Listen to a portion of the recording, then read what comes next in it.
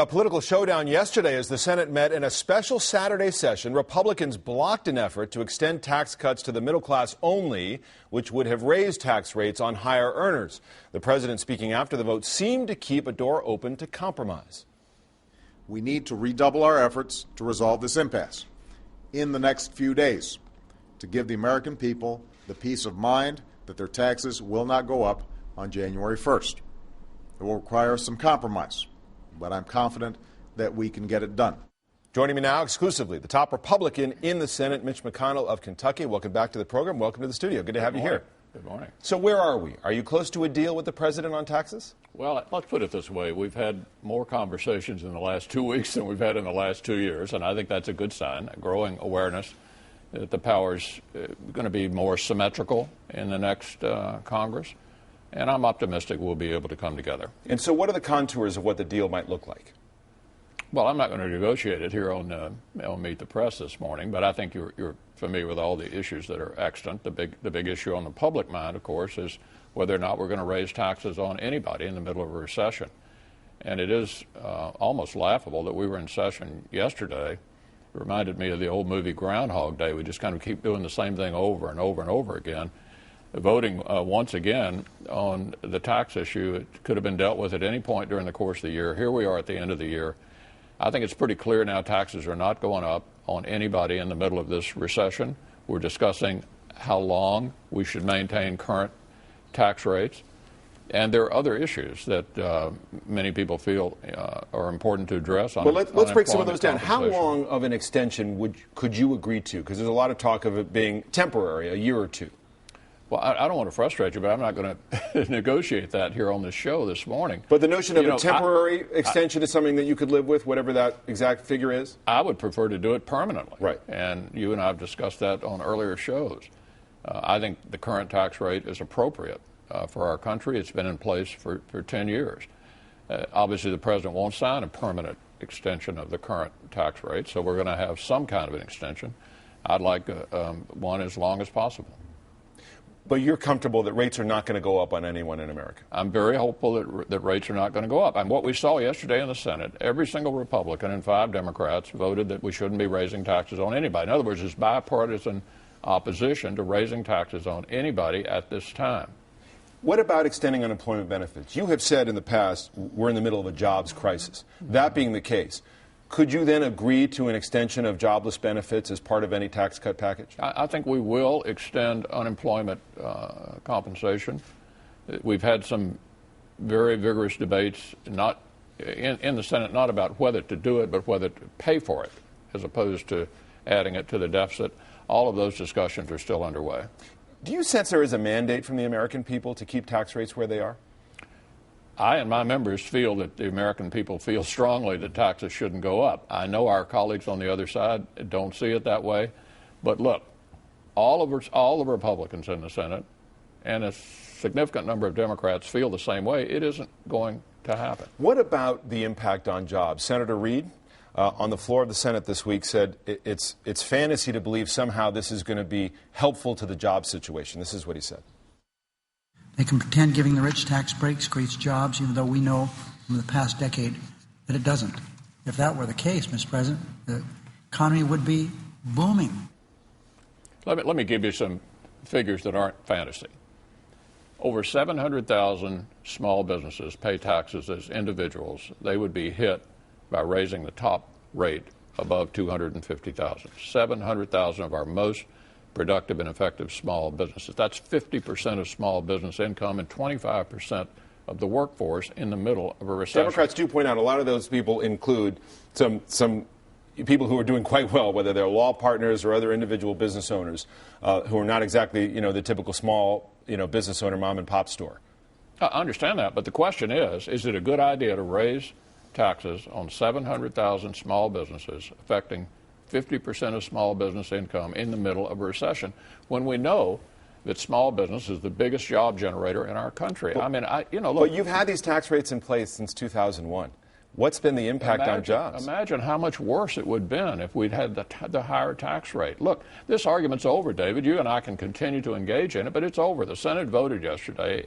Every Republican and 5 Democrats said we're not raising taxes on anybody in the middle of a recession. And bottom line, on the extension of the tax rates, unemployment benefits being extended, you see a compromise here in short order. I think the American people expect us to work together to make sure their taxes don't go up, and we're working on that package. As I said, we've had more conversations in the last 2 weeks than in the last 2 years, and I think we're going to get there. And assuming that that's the case, would that also open the door then for debate and actual ratification of the START nuclear arms treaty with Russia? Look, I don't set the agenda in the Senate. What we have said, 42 Republicans sent our friends on the other side of the aisle a letter earlier this week saying the 2 things we need to do first: decide what people's tax rates are going to be come January 1, and decide how we're going to fund the government for the next 10 months.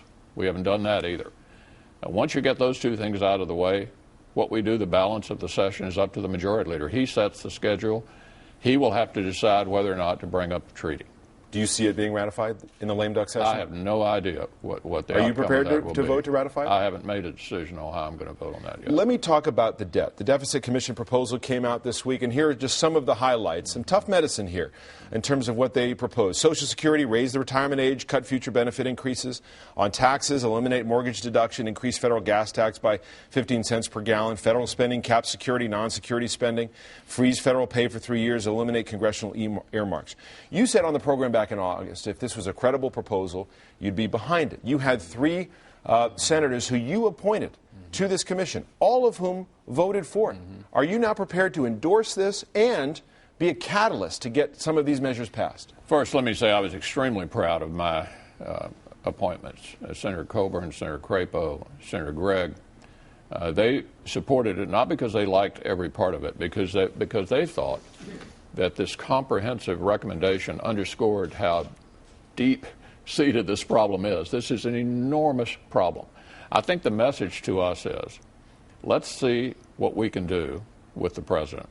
You cannot do entitlement reform. And for your viewers, entitlements mean long-term liabilities set by law. We don't even vote on them every year. Many of them very popular, Social Security, Medicare, and the like.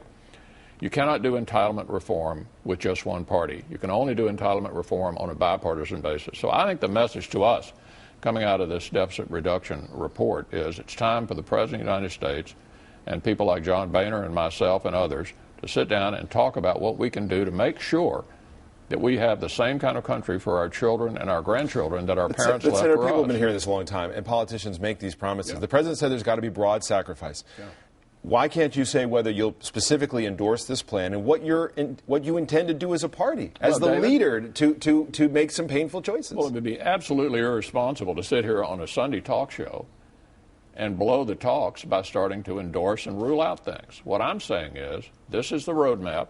We need to sit down with the president, see what we can do together, because the only way we will actually accomplish something, I want to actually accomplish something. But do you endorse these specific proposals? What I endorse is the effort to underscore the magnitude of the problem. And I'm prepared to sit down with the president and figure out what we can do on a bipartisan basis. That's what this report was about.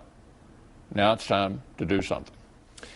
Let me ask you about this WikiLeaks controversy. How much damage has been done here? What's the real story here that you're focused on? I think the man is a high-tech terrorist.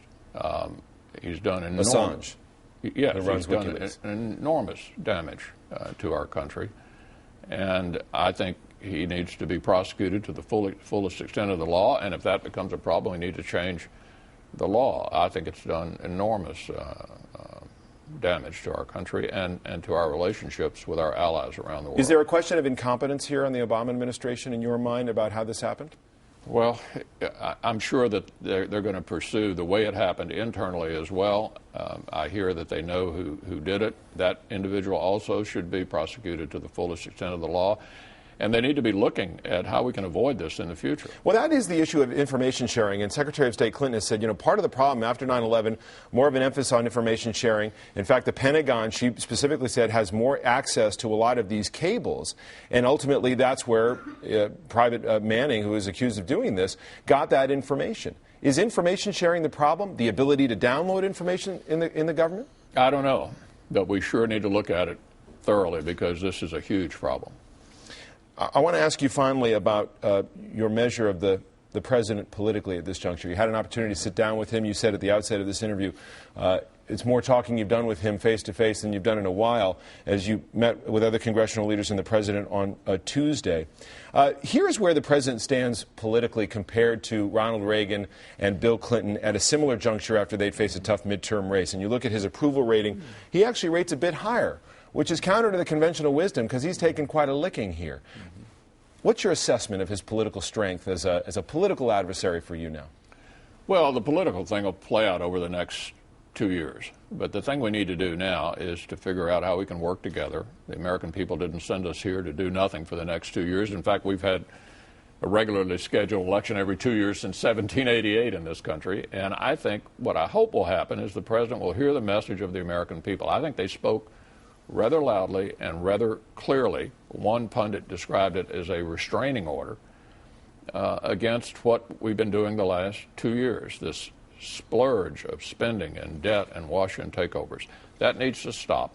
And hopefully we can focus on things that we can agree on. For example, the president has apparently secured an agreement with Korea with regard to trade. That's something I'm very likely to support, can support. And do you consider that a big accomplishment by him? Because he was criticized roundly leaving South Korea without that free trade deal, and he got it. He waited for it, and he got it. How he left South Korea, if he now has an agreement, that's something we ought to go forward with. And by the way, we ought to do the Colombia Agreement and the Panama Agreement as well, which have been languishing for 3 years. But, Senator, the question I asked here is about his political strength. You have said that your goal is to make him a one-term president. Well, that's what you told the National Journal. To be a two-term president. Right.